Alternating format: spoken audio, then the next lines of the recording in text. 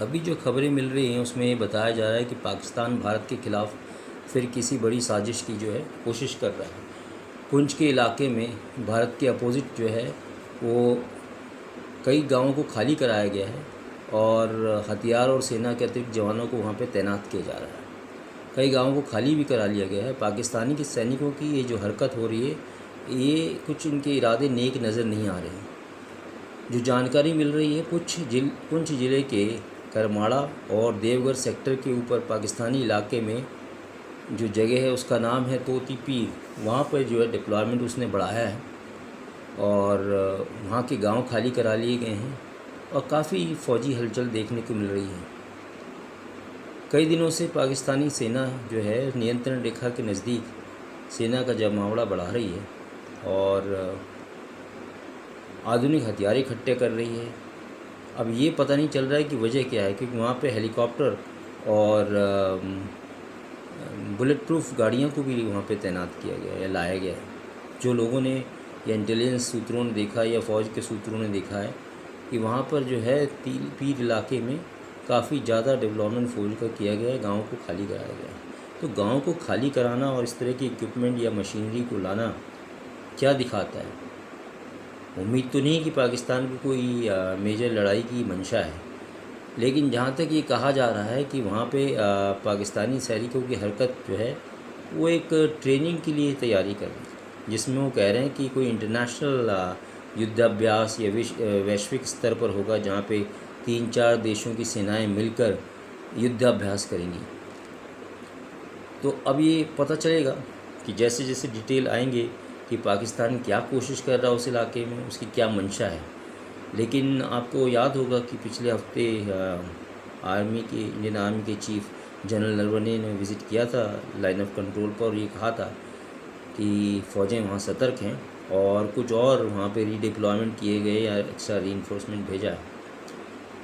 तो अभी तक तो सीज़ फायर है, लेकिन पाकिस्तान की क्या मंशा वो कह नहीं सकते, वो सीधा बैठने वाला देश नहीं है।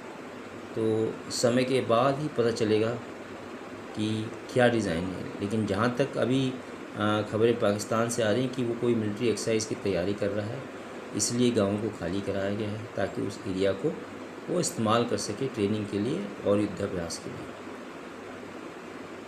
अभी राजनाथ सिंह जी ने भी एक जो है चार्टर बुकलेट इशू की है, जिसमें ये बताया गया कि भारत की सशस्त्र सेनाओं को हमने जो है आधुनिक बनाने का काम किया है। एक्सपोर्ट भी हमने जो है बढ़ाया है, जो हमारे हथियार दूसरे देशों को बेचे जा रहे हैं। साथ ही साथ ये भी कहा है कि मेक इन इंडिया को जो है हम लागू करेंगे, ज़्यादा से ज़्यादा शस्त्र और अस्त्र भारत देश में बनाए जाएंगे, जिससे कि भारतीय सेना का आधुनिकीकरण जो है देश में रहते हुए हो, ताकि बाद में युद्ध के समय हमें ना स्पेयर्स की कमी पड़े, ना गोला बारूद या और कई अन्य हथियारों की।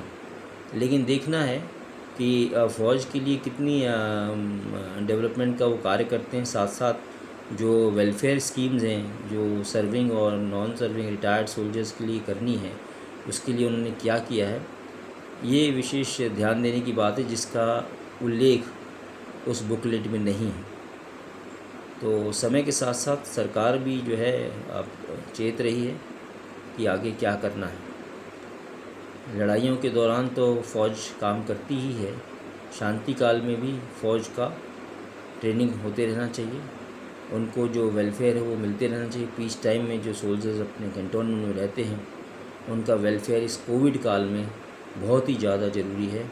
ऐसी अपेक्षा की जाती है सरकार से कि उसका पूरा ध्यान रखा जाएगा। और विशेष खबरें आएंगी तो मैं आपको आगे देता रहूँगा। आपको मेरा चैनल अच्छा लगता है तो प्लीज़ सब्सक्राइब करिए और लाइक करिए, ताकि आगे मैं नए नए वीडियोज़ आपके लिए देता रहूँ और आपको नई नई जानकारी आगे देता रहूँ। Thank you very much.